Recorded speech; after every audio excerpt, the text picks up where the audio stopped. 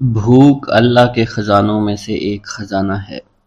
حضرت شیخ ابو محمد فرماتے ہیں، ایک روز میں حضور سیدنا غوث اعظم کی خدمت میں ایسی حالت میں حاضر ہوا کہ فاقہ سے تھا، اور میرے اہل و عیال بھی کئی دنوں سے بھوکے تھے۔ میں نے آپ کی خدمت میں سلام عرض کیا تو آپ نے میری دلی کیفیت کو بھانپتے ہوئے فرمایا، اے جونی، بھوک اللہ تعالیٰ کے خزانوں میں سے ایک خزانہ ہے، اور اللہ عز و جل جس کو دوست رکھتا ہے اس کو فاقہ کی نعمت عطا فرما دیا کرتا ہے۔ حضرت شیخ زین الدین فرماتے ہیں، ایک مرتبہ میں اور ایک میرا دوست حج کی ادائیگی کے بعد بغداد شریف آئے۔ بغداد شریف میں ہم کسی کو جانتے نہیں تھے اور ہمارے پاس صرف ایک قبضہ کمان تھی، جسے فروخت کر کے ہم نے کچھ چاول خریدے اور انہیں پکایا۔ ہم ان چاولوں سے سیر نہ ہو سکے اور نہ ہی ہمیں کوئی لطف محسوس ہوا۔ بعد ازاں ہم حضور سیدنا غوث اعظم کی محفل میں حاضر ہوئے تو آپ کچھ کلام فرما رہے تھے۔ ہمیں دیکھتے ہی آپ نے اپنا کلام قطع کر لیا اور فرمانے لگے، حجاز مقدس سے کچھ مہمان آئے اور ان کے پاس قبضہ کمان کے سوا کچھ نہ تھا، جسے انہوں نے فروخت کر کے چاول خریدے اور انہیں پکا کر کھایا، لیکن نہ ہی وہ سیر ہوئے اور نہ ہی لطف اندوز۔ حضرت شیخ زین الدین ابو الحسن علی بن ابو طاہر ابراہیم انصاری فرماتے ہیں، ہم نے جب حضور سیدنا غوث اعظم کا یہ کلام سنا تو ہم نہایت حیران ہوئے۔ محفل کے اختتام پر آپ نے دسترخوان بچھوایا۔ میں نے آہستگی سے اپنے دوست سے اس کی پسندیدہ چیز کے متعلق پوچھا تو اس نے کہا، حلوہ کھانا چاہتا ہے، اور میرے دل میں اس وقت شہد کی خواہش پیدا ہوئی۔ ابھی یہ سب کچھ ہمارے دلوں میں ہی تھا کہ حضور سیدنا غوث اعظم نے اپنے خادمین کو حکم دیا، جاؤ حلوہ شہد لے آؤ۔ خادمین نے حکم کی، تعمیل کی اور حلوہ اور شہد ہمارے سامنے لا کر رکھ دیا۔ آپ کا اس طرح ہمارے دلوں کی بات پر مطلع ہونے سے ہم حیران رہ گئے۔ حضرت ابو حفص عمر بن صالح بغدادی ایک مرتبہ اپنی اونٹنی کو ہانکتے ہوئے حضور سیدنا غوث اعظم کی خدمت میں حاضر ہوئے۔ عرض کرنے لگے، حضور، میں حج کے لیے بیت اللہ شریف جانا چاہتا ہوں، مگر میری یہ اونٹنی میرا ساتھ دینے کے قابل نہیں ہے، اور فی الحال میرے پاس کوئی دوسری سواری بھی نہیں ہے۔ آپ نے اس اونٹنی کی پشت پر ہاتھ پھیرا۔ اس کے بعد حضرت ابو حفص عمر بن صالح بغدادی نے اس اونٹنی کو ایڑی لگائی تو وہ اونٹنی بیت اللہ شریف تک بھاگتی ہی چلی گئی اور کوئی دوسری سواری اس کے قریب نہیں پہنچ سکی۔ حضرت ابو حامد فرماتے ہیں، میں ایک مرتبہ بغداد شریف میں حضور سیدنا غوث اعظم کی خدمت میں حاضر ہوا اور اپنا مصلی آپ کے نزدیک بچھا کر بیٹھ گیا۔ آپ نے مجھ سے فرمایا، اے حامد، تم عنقریب بادشاہوں کے دسترخوان پر بیٹھو گے۔ چنانچہ جب میں حران واپس پہنچا تو سلطان نور الدین زنگی نے مجھے اپنے پاس رہنے پر مجبور کر دیا اور مجھے اپنا مصاحب خاص مقرر کر دیا اور ناظم اوقاف مقرر فرمایا۔ حضرت شیخ ابو المظفر اسماعیل سے منقول ہے کہ ایک مرتبہ حضرت شیخ الہیتی بیمار ہو گئے۔ حضور سیدنا غوث اعظم ان کی عیادت کے لیے تشریف لائے۔ آپ نے ان کے نزدیک کھجور کے 2 درخت دیکھے جو 4 سال سے خشک تھے اور ان پر پھل نہیں آتا تھا۔ آپ نے ان درختوں کے نیچے بیٹھ کر وضو کیا اور 2 رکعت نماز ادا فرمائی۔ کچھ دن گزرنے کے بعد ان درختوں پر پھل لگ گئے اور وہ دوبارہ سے سرسبز و شاداب ہو گئے۔ جھولی کو میری بھر دو ورنہ کہے گی دنیا، ایسے سخی کا منگتا پھرتا ہے مارا مارا۔ مولانا عبد الرحمن جامی فرماتے ہیں، حضور سیدنا غوث اعظم کا ایک مرید آپ کے ہمراہ مسجد کی جانب جا رہا تھا۔ جمعہ کا دن تھا۔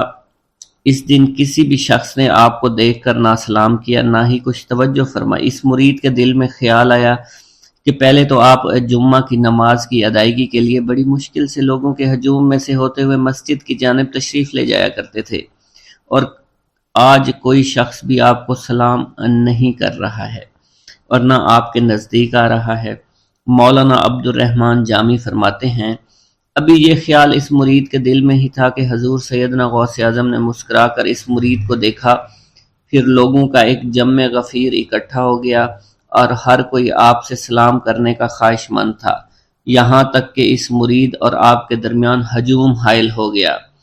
اس مرید کے دل میں یہ خیال آیا کہ یہ پہلا حال اچھا تھا جب میں اور آپ تنہا تھے۔ مولانا عبد الرحمن جامی فرماتے ہیں، حضور سیدنا غوث اعظم شیخ عبد القادر جیلانی نے ایک مرتبہ پھر اس مرید کی دلی کیفیت کو بھانپتے ہوئے فرمایا، تمہیں معلوم نہیں لوگوں کے دل میری مٹھی میں ہیں، میں انہیں چاہوں تو پھیر دوں، چاہوں تو اپنی جانب متوجہ کر لوں۔ ایک مرتبہ ایک عورت حضور سیدنا غوث اعظم کی خدمت میں بیٹے کو لے کر حاضر ہوئی، عرض کیا میرے اس بیٹے کو آپ سے دلی لگاؤ ہے، آپ اسے اپنی غلامی میں قبول فرما لیں، میں اللہ عز و جل اور آپ کی خاطر اپنے بیٹے پر اپنے حق کو معاف کرتی ہوں۔ آپ نے اس لڑکے کو قبول فرما لیا۔ چند روز بعد وہ عورت اپنے بیٹے سے ملنے کے لیے آئی تو وہ لڑکا آپ کے حکم سے مجاہدات میں مشغول تھا اور بے حد کمزور اور لاغر ہو چکا تھا۔ اس عورت نے جب آپ کو دیکھا تو آپ اس وقت مرغی کا گوشت کھا رہے تھے، آپ کے سامنے ہڈیاں پڑی ہوئی تھی۔ اس عورت نے آپ سے کہا کہ آپ خود تو مرغی کھاتے ہیں جبکہ میرا بیٹا سخت مجاہدات میں مشغول ہے۔ آپ نے اس عورت کی بات سننے کے بعد ہڈیوں کی جانب اشارہ کیا اور حکم دیا، اللہ عز و جل کے حکم سے زندہ ہو جاؤ۔ آپ کا یہ فرمانا تھا کہ ان ہڈیوں سے ایک سالم مرغی زندہ کھڑی ہو گئی۔ آپ نے فرمایا کہ جب تیرا بیٹا اس منزل پر پہنچ جائے گا تو پھر جو چاہے گا کھائے گا۔ منقول ہے ایک مرتبہ حضور سیدنا غوث اعظم کو اللہ عز و جل کی جانب سے حکم ہوا کہ 700 مردوں اور 700 عورتوں کو واصل باللہ کریں۔ آپ نے اللہ کے اس فرمان کے مطابق مجمع عام میں نظر دوڑائی تو مجمع میں سے 700 مرد اور 700 عورتیں علیحدہ ہو گئیں۔ آپ نے ان پر نگاہ ولایت ڈالی تو وہ سب واصل اللہ ہو گئے۔ حضور سیدنا غوث اعظم مدینہ منورہ میں حضور نبی کریم کے روضہ مبارک پر حاضری دینے کے بعد باپیادہ بغداد شریف واپس تشریف لا رہے تھے۔ راستے میں ایک چور جو کہ ناکہ لگا کر کسی مسافر کا انتظار کر رہا تھا، اس نے آپ کو قریب آنے پر روک لیا۔ آپ نے اس چور سے دریافت کیا تم کون ہو؟ اس نے کہا دیہاتی ہوں۔ آپ کو بذریعہ کشف اس کی بدنیتی کی خبر ہو چکی تھی۔ اسی دوران اس چور کے دل میں خیال پیدا ہوا کہ یہ غوث اعظم ہوں گے۔ آپ نے اس کے دل کی بات کو بھانپتے ہوئے فرمایا کہ میں عبد القادر ہوں۔ چور نے جب آپ کی بات سنی فوراً قدموں میں گر پڑا اور معافی کا خواستگار ہوا۔ آپ کو اس کی حالت پر ترس آ گیا۔ آپ نے اللہ عز و جل کے حضور اس کے لیے دعا فرمائی تو ندائے غیبی سنائی دی، اے غوث اس چور کو سیدھے راستہ دکھاتے ہوئے کتب بنا دو۔ آپ نے اس چور کی جانب نگاہ دوڑائی تو آپ کے فیض روحانی سے کتب کے درجے پر وہ فائز ہو گیا۔ حضرت شیخ ابو عباس خضر بن عبداللہ بن یحییٰ حسینی فرماتے ہیں، ایک مرتبہ میں نے خلیفہ ابو المظفر یوسف عباسی کو حضور سیدنا غوث اعظم شیخ عبد القادر جیلانی کی خدمت میں موجود پایا۔ اس نے آپ سے کسی کرامت کو دیکھنے کی درخواست کی اور کہا کہ اس سے میرا دل مطمئن ہو جائے گا۔ حضور سیدنا غوث اعظم حضرت سیدنا شیخ عبد القادر جیلانی نے خلیفہ سے پوچھا کہ تو کیا چاہتا ہے؟ اس نے کہا کہ ایک سیب، اور اس وقت عراق میں سیبوں کا موسم نہ تھا۔ آپ نے اپنے دستے مبارک فضا میں بلند کیا اور دیکھتے ہی دیکھتے آپ کے ہاتھ میں 2 سیب آ گئے۔ آپ نے ایک سیب ابو المظفر کو دیا اور دوسرا خود رکھ لیا۔ ابو المظفر نے جب اپنا سیب چیرا تو اس میں سے کیڑا نکل آیا۔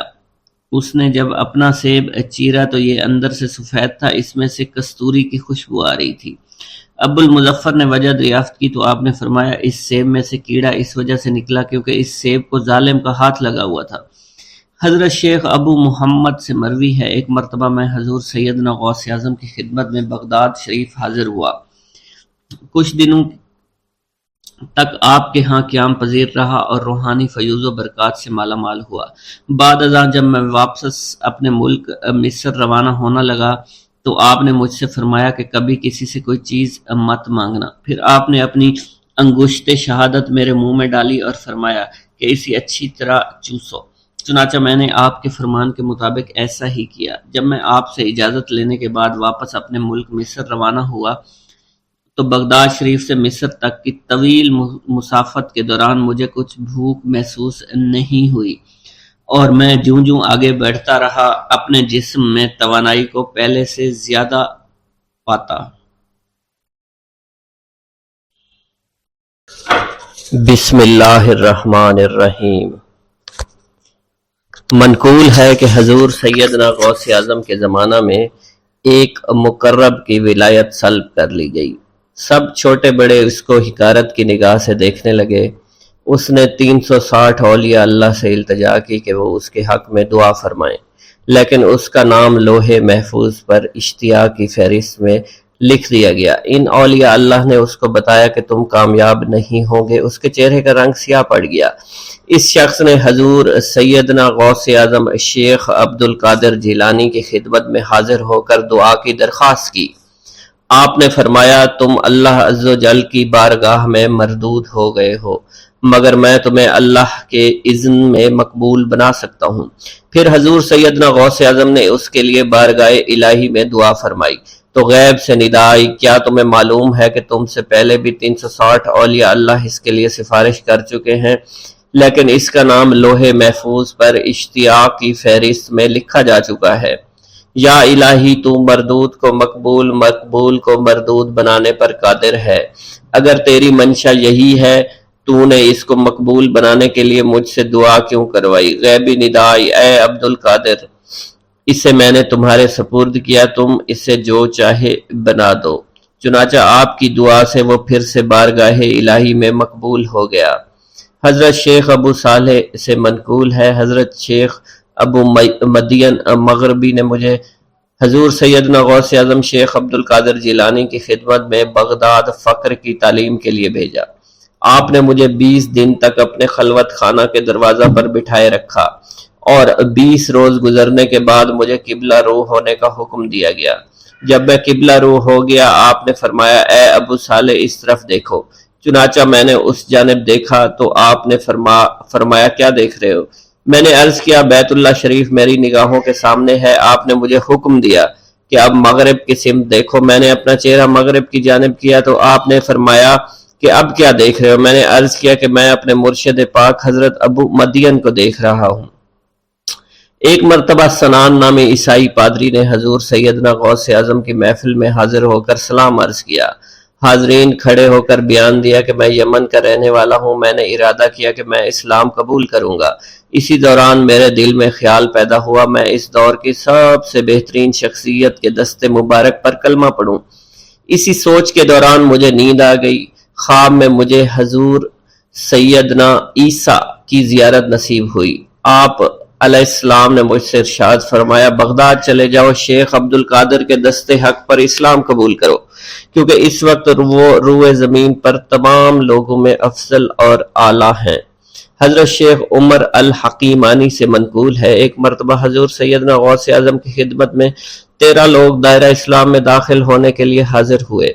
ان لوگوں نے بیان کیا کہ ہم عرب کے عیسائی ہیں اور ہم نے کلمہ پڑھنے کا ارادہ کر لیا ہے۔ ابھی یہ سوچ ہی رہے تھے کہ کس مرد کامل کے دست حق پر کلمہ پڑھیں گے، ہمیں ہاتف غیب سے آواز سنائی دی کہ بغداد جا کر شیخ عبد القادر جیلانی کے دست مبارک پر کلمہ پڑھو۔ حضرت شیخ زین الدین ابو الحسن علی بن ابی طاہر سے مروی ہے، فرماتے ہیں میں نے حضور سیدنا غوث اعظم سے علم حاصل کیا۔ اللہ عز و جل نے مجھے 1 سال میں اتنا علم دیا کہ دوسروں کو وہ علم 20 سال میں بھی نصیب نہ ہوا ہوگا۔ میں نے آپ سے مصر جانے کی اجازت طلب کی۔ آپ نے فرمایا تو دمشق پہنچ کر غازیوں کو مصر میں داخل ہونے کے لیے تیار پائے گا تاکہ اس پر قبضہ ہو جائے، مگر ان سے کہنا کہ وہ ہرگز کامیاب نہ ہوں گے، ہاں دوسری مرتبہ وہ کامیاب ہو جائیں گے۔ حضرت شیخ زین الدین فرماتے ہیں جب میں دمشق پہنچا میں نے وہی حال پایا جو آپ نے بیان فرمایا تھا۔ میں نے ان سے کہا تو وہیں نہ رکے۔ جب میں مصر پہنچا تو میں نے خلیفہ کو ان کو مقابلے کے لیے تیار پایا۔ میں نے خلیفہ سے کہا گھبراؤ نہیں، کامیاب ہو جاؤ گے۔ وہ فرماتے ہیں خلیفہ نے مجھے اپنا ندیم خاص مقرر فرمایا اور اپنے ہر راز سے مجھے واقفیت دے دی۔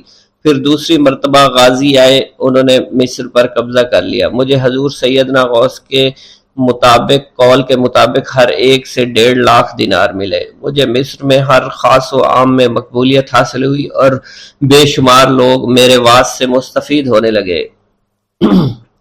حضرت شیخ ابو الخیر سے منقول ہے، فرماتے ہیں میں شیخ ابو محمد حسن، شیخ ابو قاسم، شیخ ابو حفظ کی خدمت میں حاضر ہوئے۔ آپ نے فرمایا تم سب اپنی اپنی حاجات بیان کرو، میں انشاءاللہ تمہاری حاجات پوری کروں گا۔ شیخ ابو سعید نے کہا کہ میں ترک دنیا اختیار کرنا چاہتا ہوں۔ شیخ ابن قائد وانی نے کہا کہ مجھے مجاہدے کی قوت عطا کر دیجئے۔ شیخ بزاز نے کہا خوف الہی چاہتا ہوں۔ شیخ فارسی نے کہا اللہ کے ساتھ میرا ایک حال ہے جسے میں کھو بیٹھا ہوں، چاہتا ہوں میرا وہ حال لوٹ آئے۔ شیخ جمیل نے کہا میں حفظ کرنا چاہتا ہوں۔ شیخ عمر نے کہا میں علم کی زیادتی چاہتا ہوں۔ شیخ خلیل نے کہا میں چاہتا ہوں مجھے موت نہ آئے، یہاں تک کہ مجھے مقام قطبیت پر فائز کیا جائے۔ شیخ ابو البرکات نے کہا کہ میں محبت الہی میں استغراق چاہتا ہوں۔ شیخ ابو عبداللہ نے کہا کہ میں نائب وزیر بننا چاہتا ہوں۔ شیخ ابو مفتوح نے کہا کہ میں خلیفہ کے گھر کا استاد بننا چاہتا ہوں۔ حضرت شیخ ابو الخیر فرماتے ہیں حضور سیدنا غوث اعظم نے فرمایا انشاءاللہ تم سب کی حاجات جلد پوری ہوں گی۔ چنانچہ آپ کا قول پورا ہوا اور تمام لوگوں کی حاجات پوری ہوئیں ماں سوائے شیخ خلیل کے، کیونکہ حضرت شیخ خلیل نے قطبیت مانگی تھی جس کا وقت ابھی نہیں آیا تھا۔ حضرت ابو السعد عبداللہ سے مروی ہے کہ میری کنواری بیٹی فاطمہ گھر کی چھت پر چڑھی تو اسے کوئی چیز اٹھا کر لے گئی۔ اس وقت میری بیٹی کی عمر 16 برس تھی۔ میں حضور سیدنا غوث اعظم شیخ عبد القادر جیلانی کی خدمت میں حاضر ہوا اور سارا ماجرا ان کے گوش گزار کر دیا۔ آپ نے فرمایا تم آج رات کو کرخ کے ویرانے میں جاؤ اور تل خمس 5واں ٹیلا کے پاس جا کر بیٹھ جاؤ اور اپنے ارد گرد دائرہ کھینچ لو۔ دائرہ کھینچتے وقت بسم اللہ علی نیت عبد القادر کے الفاظ پڑھنا۔ جب رات بڑھے گی جنوں کے گروہ مختلف شکلوں میں تیرے نزدیک سے گزریں گے، تم انہیں دیکھ کر خوف زدہ مت ہونا۔ جب صبح ہو جائے گی تو جنوں کا بادشاہ جماعت کے ہمراہ گزرے گا، وہ تجھ سے تیری حاجت پوچھے گا، تو اسے بتانا عبد القادر نے بھیجا ہے اور میری حاجت یہ ہے۔ ابو سعید فرماتے ہیں میں نے حکم کی تعمیل کی، آپ کے فرمان کے مطابق ڈراؤنی شکلوں والے لوگ گزرے مگر دائرہ کے نزدیک کوئی نہ آ سکا، یہاں تک کہ صبح جنوں کا بادشاہ گھوڑے پر سوار ہو کر آیا، اس کے ساتھ ایک کثیر جماعت بھی تھی۔ اس نے مجھ سے کہا میری حاجت پوچھی، میں نے اسے حضور سیدنا غوث اعظم کا پیغام پہنچاتے ہوئے کہا اور اپنی حاجت بیان کی۔ میری بات سن کر وہ بادشاہ گھوڑے سے اترا، زمین کو بوسہ دیتے ہوئے دائرہ کے کنارے بیٹھ گیا۔ بادشاہ کے بیٹھتے ہوئی جماعت بھی بیٹھ گئی۔ پھر بادشاہ نے اپنی جماعت کے کچھ لوگوں کو حکم دیا جاؤ جس نے یہ کام کیا ہے اسے میرے پاس لے کر آؤ۔ چنانچہ وہ لوگ ایک سرکش جن کو پکڑ لائے جس کے ساتھ میری بیٹی بھی تھی۔ جنوں کے بادشاہ سے کہا گیا کہ یہ ملک چین کے سرکش جنوں میں سے ہے۔ بادشاہ نے اس جن کو مخاطب کرتے ہوئے کہا کہ تمہیں قطب وقت کے قدموں کے نیچے سے لڑکی اٹھانے کی جرت کیوں کر پیش ہوئی؟ اس سرکش جن نے کہا کہ میں اس لڑکی پر عاشق ہو گیا تھا۔ بادشاہ جن نے اس سرکش جن کو سر قلم کرنے کا حکم دیا اور میری بیٹی مجھے واپس لوٹا دی۔ میں نے بادشاہ جن سے کہا کہ تم نے حضور سیدنا غوث اعظم کا حکم بجا لانے میں کوئی کسر نہ چھوڑی۔ بادشاہ جن نے کہا کہ وہ گھر بیٹھے ہم جیسے سرکشوں کو دیکھ لیتے ہیں، خواہ کتنی ہی دور کیوں نہ بیٹھے ہوں۔ جب اللہ عز و جل کوئی قطب مقرر کرتا ہے تو اسے جن و انس پر قدرت عطا فرما دیتا ہے۔ تفریح الخاطر میں منقول ہے حضور سیدنا غوث اعظم کے وصال کے بعد ایک شخص جو کہ عرصہ دراز سے مرشد کامل کی تلاش میں تھا اور وہ آپ کا شورا سننے کے بعد آپ کی خدمت میں بغداد شریف پہنچا۔ جب اس شخص کو معلوم ہوا کہ آپ وصال فرما گئے ہیں تو وہ آپ کی قبر مبارک پر حاضر ہوا اور آداب زیارت بجا لایا۔ آپ اپنی قبر مبارک سے باہر تشریف لائے، اس کا ہاتھ پکڑ کر اسے سلسلہ عالیہ قادریہ میں بیعت فرما دیا اور اس کی جانب خصوصی توجہ فرمائی۔ حضرت ابو بکر ارکیمی فرماتے ہیں میں ابتدائی عمر میں شتربانی کا کام کیا کرتا تھا۔ ایک مرتبہ مجھے ایک شخص کے ساتھ حج کرنے کا اتفاق ہوا۔ اس شخص کو یہ خطرہ لاحق ہوا کہ وہ عنقریب مر جائے گا۔ اس نے مجھے ایک چادر اور 10 دینار دیے اور فرمایا یہ میری امانت تم بغداد شریف واپس جا کر حضور سیدنا غوث اعظم شیخ عبد القادر جیلانی رحمۃ اللہ علیہ کی خدمت میں پیش کر دینا۔ حضرت ابو بکر الکیمی فرماتے ہیں کہ میں اس وصیت کے کچھ دنوں بعد اس شخص کا انتقال ہو گیا۔ میں جب بغداد شریف تشریف لایا تو لالچ میں پھنس گیا۔ میرے دل میں خیال آیا ان چیزوں کے متعلق کسی کو کچھ علم نہیں ہے، چنانچہ میں نے وہ چادر اور 10 دینار اپنے پاس رکھ لیے۔ ایک دن میں بازار سے گزر رہا تھا، میری ملاقات حضور سیدنا غوث اعظم سے ہوئی۔ میں نے آپ کو سلام کیا، آپ نے میرا ہاتھ پکڑ کر فرمایا تم نے 10 دیناروں کے لیے بھی اللہ کا خوف نہیں کیا، میری امانت اپنے پاس رکھ لی اور میرے پاس اپنی آمد و رفت بھی ختم کر لی۔ حضرت ابو بکر ارکیمی فرماتے ہیں کہ حضور سیدنا غوث اعظم کی بات سن کر مجھ پر غشی طاری ہو گئی، اور جب مجھے ہوش آیا میں نے وہ چادر اور 10 دینار لا کر آپ کی خدمت میں پیش کیے اور معافی کا خواستگار ہوا۔ واللہ عالم۔ میرا یہ قدم تمام اولیاء کرام کی گردن پر ہے۔ ایک مرتبہ محلہ حلبہ میں اپنے مہمان خانے میں وعظ فرماتے ہوئے حضور سیدنا غوث اعظم پر اچانک حالت کشف طاری ہوئی۔ آپ رحمت اللہ علیہ نے فرمایا میرا یہ قدم ہر ولی اللہ کی گردن پر ہے۔ یہ ارشاد سن کر تمام اولیاء اللہ نے اپنی گردنیں جھکا دیں۔ صلحائے امت نے اس کی توضیح فرمائی ہے کہ آپ رحمت اللہ علیہ کے عہد مبارک اور بعد میں قیامت تک آپ کی عطا کے بغیر ولی اللہ ولایت کے درجے پر فائز نہیں ہو سکتا۔ سلطان الہند حضرت خواجہ معین الدین چشتی المعروف خواجہ غریب نواز اس وقت خراسان کے پہاڑوں پر مجاہدات میں مشغول تھے۔ انہوں نے بھی حضور سیدنا غوث اعظم کا ارشاد گرامی سن کر اپنی گردن جھکا دی اور یوں عرض گزار ہوئے آپ کے قدمین شریفین میرے سر اور میرے آنکھوں پر ہیں۔ حضور سیدنا غوث اعظم فرماتے ہیں کہ میں 10 برس کی عمر میں اپنے شہر کے مکتب میں حصول علم کے لیے جایا کرتا تھا۔ اس وقت میرے ساتھ ملائکہ بھی ہوتے تھے جو میرے آگے پیچھے میری حفاظت کے لیے چلتے تھے۔ جب میں مدرسہ پہنچتا تو یہ منادی کرتے تھے اللہ کے ولی کے لیے جگہ خالی کر دو، چنانچہ وہ میرے لیے جگہ خالی کر دیتے تھے۔ ایک مرتبہ میں نے ایک ایسے شخص کو دیکھا جس نے فرشتوں کی آواز سن کر کہا جس میں کوئی مزاحمت نہ ہوگی کہ یہ ایک نہایت معزز گھرانے کا فرد ہے اور ان قریب اس کو وہ عظمت حاصل ہوگی جس میں کوئی مزاحمت نہ ہوگی، اور اس کو ایسا قرب نصیب ہوگا کہ اس کو کوئی فریب نہ دے سکے گا۔ پھر 40 برس بعد میں نے اس شخص کو پہچانا، وہ شخص ابدالوں میں سے تھا۔ حضرت شیخ ابو سعود احمد بن بکر حریمی سے مروی ہے کہ حضور سیدنا غوث اعظم نے فرمایا کہ میں 55 سال تک تنہا عراق کے بیابانوں میں پھرتا رہا، میں لوگوں کو نہ جانتا، لوگ مجھے نہ جانتے۔ اسی دوران میرے پاس رجال الغیب اور جنات تشریف لاتے جنہیں میں طریقت اور اصول کی تعلیم دیتا تھا۔ ابتدا میں جب میں عراق میں داخل ہوا تو حضرت خضر میرے ہم سفر بنے اور بعد میں اس وقت ان کو پہچانتا نہ تھا، اور اس کے ساتھ میرا معاہدہ ہوا کہ میں ان کے کسی حکم کی خلاف ورزی نہیں کروں گا۔ ایک مرتبہ انہوں نے مجھے ایک جگہ بیٹھنے کا حکم دیا اور میں اس جگہ 3 سال تک بیٹھا رہا۔ سال میں ایک مرتبہ حضرت خضر میرے پاس تشریف لاتے، فرماتے کہ یہی تیرا مقام ہے جہاں تجھے پہنچایا گیا ہے۔ اس عرصہ کے دوران تمام نفسانی خواہشات مجھ پر انسانی شکل میں وارد ہوئیں، لیکن اللہ عز و جل نے مجھے ہر موقع پر استقامت عطا فرمائی اور مجھے ان خرافات سے بچائے رکھا۔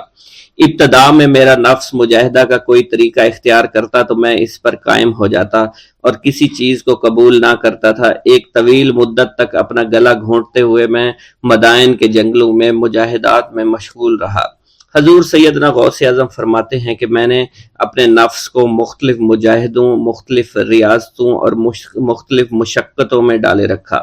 1 سال تک میں گری ہوئی چیزیں اٹھا کر کھاتا رہا، دوسرے سال پانی پر گزارا کیا، اور تیسرے سال نہ میں نے کچھ کھایا، نہ پیا اور نہ ہی سویا۔ ایک مرتبہ شدید سردی کی وجہ سے میں ایوان کسریٰ کے کھنڈرات میں سویا تو رات بھر میں 40 مرتبہ طبیعت خراب ہوئی۔ حضور سیدنا غوث اعظم فرماتے ہیں ہر سال ایک بزرگ آتے اور وہ مجھے جبہ دے کر چلے جاتے۔ اسی طرح میں نے بے شمار طریقوں سے دنیا اور نفس سے چھٹکارا پانے کی کوشش کی۔ لوگ مجھے دیوانہ سمجھتے تھے۔ میں برہنہ جسم جنگلوں میں چلا جاتا اور کانٹوں پر لوٹتا شور مچاتا تھا۔ میرا تمام بدن سے خون جاری ہو جایا کرتا تھا اور لوگ مجھے اٹھا کر شفا خانے لے جایا کرتے، جہاں میری حالت مزید بگڑ جاتی۔ ایک وقت ایسا بھی آیا جب مجھ میں اور مردہ میں کوئی فرق نہ تھا۔ لوگ کفن لے کر آئے، غسال کو بلوایا کہ وہ مجھے غسل دے دیں۔ ابھی انہوں نے مجھے غسل دینے کے لیے تختہ پر ڈالا ہی تھا کہ میری حالت درست ہو گئی۔ میں اٹھ کھڑا ہوا۔ طریقت کی ان پرخطر راہوں میں نہ تو میں کبھی خوف زدہ ہوا اور نہ کبھی میرا نفس مجھ پر غلبہ پا سکا اور نہ ہی دنیا کی آرائش مجھے حیران کر سکی۔ حضور سیدنا غوث اعظم فرماتے ہیں شیطان نے میرے گرد بے شمار جال بچھائے۔ جب میں نے اس سے کہا کہ یہ کیا ہے تو اس نے کہا یہ دنیاوی چیزیں ہیں اور میں ان جالوں سے تم جیسوں کو شکار کرتا ہوں۔ میں نے 1 سال تک شیطان کا مقابلہ کیا، اس کے بچھائے ہوئے تمام جالوں کو ختم کر دیا۔ اس کے بعد میرے سینے کو کھول دیا گیا اور مجھ پر بے شمار خلائق ظاہر ہوئے۔ حضور سیدنا غوث اعظم فرماتے ہیں میں نے دریافت کیا کہ یہ علائق کیسے ہیں؟ جواب ملا کہ یہ خلق کے اسباب ہیں جو تم سے ملے ہوئے ہیں۔ میں سال بھر ان کی جانب متوجہ رہا، یہاں تک کہ وہ مجھ سے جدا ہو گئے۔ جب مجھ پر میرا باطن ظاہر کیا گیا تو میں نے اپنے قلب کو بہت سے علائق سے ملوث پایا۔ میں نے دریافت کیا کہ یہ علائق کیا ہیں؟ جواب ملا یہ تمہارے ارادے، تمہارے اختیارات ہیں۔ چنانچہ 1 سال تک ان کی جانب متوجہ رہا کہ وہ مجھ سے دور ہو گئے۔ میرا قلب ان تمام غلاظتوں سے نجات پا گیا۔ پھر مجھ پر میرے نفس کو ظاہر کیا گیا۔ میں نے اس کا مشاہدہ کیا، مجھے معلوم ہوا اس کے ساتھ کچھ امراض اور بھی ہیں اور نفس کی خواہشات زندہ ہیں۔ نفس کا شیطان سرکش ہے۔ چنانچہ میں نے سال بھر پھر توجہ دلائی اور میرے نفس کے تمام امراض سرے سے ہی ختم ہو گئے اور اس کے شیطان نے کلمہ پڑھ لیا اور پھر میرے تمام امور اللہ کے لیے ہو گئے اور میں اپنی ہستی سے باہر نکل آیا۔ حضور سیدنا غوث اعظم فرماتے ہیں پھر میں توکل کے دروازے پر آیا تاکہ میرا مقصد پورا ہو، لیکن جب میں نے توکل کے دروازے پر پہنچا تو بے شمار لوگ موجود تھے۔ میں اس ہجوم کو چیرتا ہوا آگے بڑھا اور شکر کے دروازے پر پہنچ گیا۔ یہاں پر بھی لوگوں کا جمع غفیر موجود تھا، اسے بھی چیرتا ہوا آگے بڑھا اور مشاہدہ کے دروازے پر پہنچ گیا اور یہاں پر موجود ہجوم کو چیرتا ہوا اندر داخل ہوا، حتیٰ کہ سب سے آخر میں مجھے فقر کے دروازے پر لایا گیا۔ فقر کا دروازہ خالی تھا۔ جب اس دروازہ میں داخل ہوا تو دیکھا جن جن چیزوں کو میں نے ترک کیا تھا وہ سب یہاں موجود تھیں۔ یہاں مجھے ایک بہت بڑے روحانی خزانے کی فتوحات سے نوازا گیا اور میرے لیے تمام دنیا کے خزانے کھول دیے گئے۔ مجھے روحانی عزت، دائمی فنا اور خالص آزادی عطا فرمائی گئی۔ میری تمام چیزیں جو میری ہستی اور میری صفات سب معدوم ہو گئیں اور میری ہستی کی جگہ کسی اور نے لے لی۔ حضرت شیخ ابو سعید مخزومی نے حضور سیدنا غوث اعظم کو خرقہ خلافت سے نوازا اور فرمایا اے عبد القادر، یہ وہ خرقہ ہے جو حضور نبی کریم صلی اللہ علیہ وسلم نے حضرت سیدنا علی المرتضیٰ کو عطا فرمایا، اور حضرت سیدنا علی المرتضیٰ نے یہ خرقہ حضرت خواجہ حسن بصری کو عطا فرمایا تھا، جس سے ہوتا ہوا یہ خرقہ مجھ تک پہنچا اور یہ تمہاری امانت تھی جو میں نے تم تک آج پہنچا دی ہے۔ حضور سیدنا غوث اعظم نے جب خرقہ مبارک کو زیب تن کیا تو آپ پر بے شمار انوار و تجلیات کی بارش ہونا شروع ہو گئی۔ حضور سیدنا غوث اعظم نے حضرت شیخ ابو سعید مخزومی کے مدرسہ میں تدریسی فرائض سر انجام دینا شروع کر دیے۔ آپ کے لیے فی الحال تدریسی مصروفیات کے علاوہ کوئی کام نہ تھا۔ آپ کی شبانہ روز کی محنت سے آپ کے نام کا شعرہ کچھ ہی دنوں میں سارے بغداد میں پھیل گیا۔ طلبہ دور دراز کے علاقوں سے علم کے حصول کے لیے آنے لگے۔ طلبہ کی تعداد جب مزید بڑھنا شروع ہو گئی تو ارد گرد کے کئی مکانات کو خرید کر مدرسہ میں داخل کر لیا گیا۔ کتب سیر میں منقول ہے کہ 528 ہجری میں آپ مدرسہ نظامیہ کی وسیع عمارت تعمیر فرما چکے تھے۔ اس مدرسہ کی تعمیر میں آپ نے بحیثیت مزدور بھی حصہ لیا تھا۔ حضرت شیخ ابو الخشاب سے مروی ہے کہ میں جوانی میں جب علم نحو پڑھ رہا تھا تو لوگوں نے مجھے حضور سیدنا غوث اعظم کے پاس جانے کا مشورہ دیا اور اس کی وجہ سے مجھے بھی اشتیاق ہوا کہ میں آپ کا واز سنوں۔ ایک مرتبہ کچھ لوگوں کے ہمراہ آپ کی مجلس میں دوستوں کے ہمراہ حاضر ہوا۔ آپ نے میری جانب توجہ کرتے ہوئے فرمایا ہماری صحبت اختیار کر لو، چنانچہ میں نے آپ کے فرمان کے مطابق آپ کی صحبت کو اختیار کر لیا۔ آپ نے مجھے علم نحو کے علاوہ علوم عقلیہ اور تقلد حاصل کیے جس سے مجھے کوئی واقفیت پہلے نہیں تھی۔ 1 سال کے عرصہ میں آپ کی نظر کرم سے میں نے وہ علوم حاصل کر لیے جو گزشتہ اتنی عمر گزارنے کے باوجود بھی مجھے حاصل نہیں ہوئے تھے۔ منقول ہے حضرت شیخ بقا بن بطو، شیخ علی بن ہیتی اور شیخ کیلوی جب حضور سیدنا غوث اعظم کے مدرسہ میں آتے تو جھاڑو دیا کرتے تھے اور چھڑکاؤ کرتے تھے، لیکن آپ کی اجازت کے بغیر کبھی اندر داخل نہ ہوتے تھے۔ اجازت ملنے کے بعد آپ حضرات اندر داخل ہوتے اور اجازت ملنے پر ہی بیٹھتے تھے۔ آپ سے امان طلب کرتے اور امان مل جانے کے بعد مؤدب ہو کر بیٹھ جاتے۔ جس وقت آپ کہیں جانے کا ارادہ کرتے تو یہ حضرات سواری کے ہمراہ چلتے۔ آپ انہیں اس فعل سے منع فرمایا کرتے تھے اور کہتے تھے کہ ہمیں آپ کے ذریعے قرب الہی حاصل ہوا ہے۔ حضرت شیخ محمد قائل الادنیٰ سے مروی ہے کہ ایک مرتبہ حضور سیدنا غوث اعظم سے دریافت کیا گیا کہ آپ کی بزرگی اور عظمت کا راز کیا ہے۔ آپ نے فرمایا کہ میں کبھی جھوٹ نہیں بولتا اور کبھی کسی سے کذب بیانی نہیں کرتا۔ بسم اللہ الرحمن الرحیم۔ السلام علیکم۔ حضور سیدنا غوث اعظم فرماتے ہیں میں 10 برس کی عمر میں اپنے شہر کے مکتب میں حصول علم کے لیے جایا کرتا تھا۔ اس وقت میرے ساتھ ملائکہ بھی ہوتے تھے جو میرے آگے پیچھے میری حفاظت کی غرض سے چلتے تھے۔ جب میں مدرسہ پہنچتا تھا تو وہ بار بار منادی کرتے تھے اللہ کے ولی کے لیے جگہ خالی کر دو، چنانچہ وہ میرے لیے جگہ خالی کر دیتے تھے۔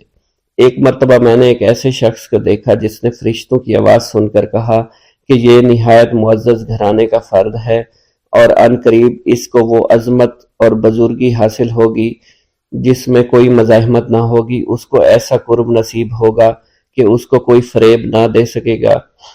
پھر 40 برس بعد میں نے اس شخص کو پہچانا، وہ شخص ابدالوں میں سے تھا۔ حضرت شیخ ابو سعود احمد بن ابی بکر سے مروی ہے حضور سیدنا غوث اعظم نے فرمایا میں 25 سال تک تنہا عراق کے بیابانوں میں پھرتا رہا۔ میں لوگوں کو نہ جانتا تھا، لوگ مجھے نہیں جانتے تھے۔ اسی دوران میرے پاس رجال الغیب اور جنات تشریف لائے جنہیں میں طریقت اور رسول اللہ کی تعلیم دیا کرتا تھا۔ ابتدا میں جب میں عراق میں داخل ہوا تو حضرت خضر میرے ہم سفر تھے اور میں انہیں اس وقت سے پہچانتا نہیں تھا۔ ان کے ساتھ میرا معاہدہ ہوا کہ میں ان کے کسی حکم کی خلاف ورزی نہیں کروں گا۔ ایک مرتبہ انہوں نے مجھے ایک جگہ بیٹھنے کا حکم دیا، میں اسی جگہ 3 سال بیٹھا رہا۔ سال میں ایک مرتبہ حضرت خضر میرے پاس تشریف لاتے اور فرماتے یہی تیرا مقام ہے جہاں تجھے پہنچایا گیا ہے۔ اس عرصہ کے دوران تمام نفسانی خواہشات مجھ پر انسانی شکل میں وارد ہوئیں، لیکن اللہ نے مجھے ہر موقع پر استقامت عطا فرمائی اور مجھے ان خرافات سے بچائے رکھا۔ ابتدا میں میرا نفس مجاہدہ کا کوئی طریقہ اختیار کرتا تو میں اس پر قائم ہو جایا کرتا تھا اور کسی چیز کو قبول نہیں کرتا تھا۔ ایک طویل مدت تک اپنا گلا گھونٹتے ہوئے میں نے مدائن کے جنگلوں میں مجاہدات میں مشغول رہا۔ حضور سیدنا غوث اعظم فرماتے ہیں میں نے اپنے نفس کو مختلف مجاہدوں اور ریاستوں اور مشقتوں میں ڈالے رکھا۔ 1 سال تک میں گری ہوئی چیزیں اٹھا کر کھاتا رہا، اسی دوسرے سال میں صرف پانی پر گزارا کرتا رہا اور تیسرے سال میں نے کچھ نہ کھایا اور نہ پیا نہ ہی سویا۔ ایک مرتبہ شدید سردی کی وجہ سے میں ایوان کسریٰ کے کھنڈرات میں سویا تو رات بھر میں 40 مرتبہ احتلام ہوا۔ میں نے ہر مرتبہ دریائے دجلہ پر جا کر غسل فرمایا، پھر نیند کے خوف سے محل کے اوپر ایک ویران جگہ پر چڑھ گیا اور وہاں 2 سال تک قیام کیا، حتیٰ کہ سردی کے سوا کوئی شے کھانے کو میسر نہیں تھی۔ حضور سیدنا غوث اعظم فرماتے ہیں ہر سال ایک بزرگ آتے اور وہ مجھے اونی جبہ دے کر چلے جاتے۔ اسی طرح میں نے بے شمار طریقوں سے دنیا اور نفس سے چھٹکارا حاصل کرنے کی کوشش کی۔ لوگ مجھے دیوانہ سمجھتے تھے، میں برہنہ جسم جنگلوں میں چلا جاتا، کانٹوں پر لوٹا شور مچایا کرتا، میرے تمام بدن سے خون جاری ہو جایا کرتا۔ لوگ مجھے اٹھا کر شفا خانے لے جایا کرتے جہاں میری حالت مزید بگڑ جایا کرتی۔ ایک وقت ایسا آیا جب مجھ میں اور مردہ میں کوئی فرق نہ تھا۔ لوگ کفن لے آئے اور غسال کو بلوایا کہ وہ مجھے غسل دے۔ ابھی انہوں نے مجھے غسل دینے کے لیے ایک تختہ پر لٹایا، میری حالت درست ہو گئی، میں اٹھ کھڑا ہوا۔ طریقت کی ان پرخطر راہوں میں نہ تو میں کبھی خوف زدہ ہوا، نہ کبھی میرا نفس مجھ پر غالب پا سکا، اور نہ ہی دنیا کی آسائش مجھے حیران کر سکی۔ حضور سید غوث اعظم فرماتے ہیں، شیطان نے میرے گرد بے شمار جال بچھائے۔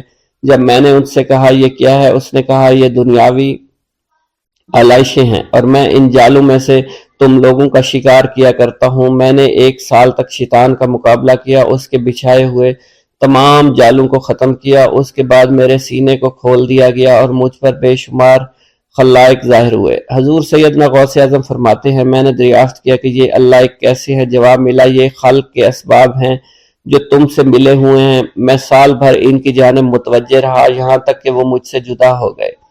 جب مجھ پر باطن ظاہر ہوا تو میں اپنے قلب کو بہت سے علائق سے ملوث پایا۔ میں نے دریافت کیا یہ علائق کیا ہیں؟ جواب ملا، یہ تمہارے ارادے، تمہارے اختیارات ہیں۔ چنانچہ 1 سال تک ان کی جانب متوجہ رہا، یہاں تک کہ وہ سب علائق مجھ سے دور ہو گئے اور میرا قلب ان غلاظتوں سے نجات پا گیا۔ حضور سیدنا غوث اعظم فرماتے ہیں، پھر میں نے توکل کے دروازے پر آیا، میرا مقصد پورا ہو، لیکن جب میں توکل کے دروازے پر پہنچا بے شمار لوگ وہاں موجود تھے۔ میں ہجوم کو چیرتا بڑھا اور شکر کے دروازے پر پہنچ گیا، یہاں بھی لوگوں کا جمع غفیر موجود تھا، اسے بھی چیرتا آگے بڑھا اور مشاہدہ کے دروازے پر پہنچ گیا، یہاں پر موجود ہجوم کو بھی چیرتا ہوا اندر داخل ہوا، حتیٰ کہ سب سے آخر میں مجھے فقر کے دروازے پر لا دیا گیا۔ فقر کا دروازہ خالی تھا۔ جب میں اس دروازے میں داخل ہوا تو دیکھا جن جن چیزوں کو میں نے ترک کیا تھا وہ سب یہاں موجود تھی۔ یہاں مجھے ایک بہت بڑے روحانی خزانے کی فتوحات سے نوازا گیا، میرے لیے تمام دنیا کے خزانے کھول دیے گئے، مجھے روحانی عزت، دائمی غنا اور خالص آزادی عطا فرمائی گئی۔ میری تمام چیزیں جو میری ہستی اور میری صفات سب معدوم ہو گئی تھی، وہ میری ہستی کی جگہ کسی اور نے لے لی تھی۔ حضرت شیخ ابو سعید مخزومی نے حضور سیدنا غوث اعظم کو خرقہ خلافت سے نوازا اور فرمایا، اے عبد القادر، یہ وہ خرقہ ہے جو حضور نبی کریم صلی اللہ علیہ وسلم نے سیدنا علی المرتضیٰ کو عطا فرمایا۔ سیدنا علی المرتضیٰ نے یہ خرقہ خواجہ حسن بصری کو عطا فرمایا، جس سے ہوتا ہوا یہ مجھ تک پہنچا، اور یہ تمہاری امانت تھی جو میں نے تم تک پہنچا دی۔ حضور سیدنا غوث اعظم نے جب خرقہ مبارک کو زیب تن کیا تو آپ پر بے شمار انوار و تجلیات کی بارش ہونا شروع ہو گئی۔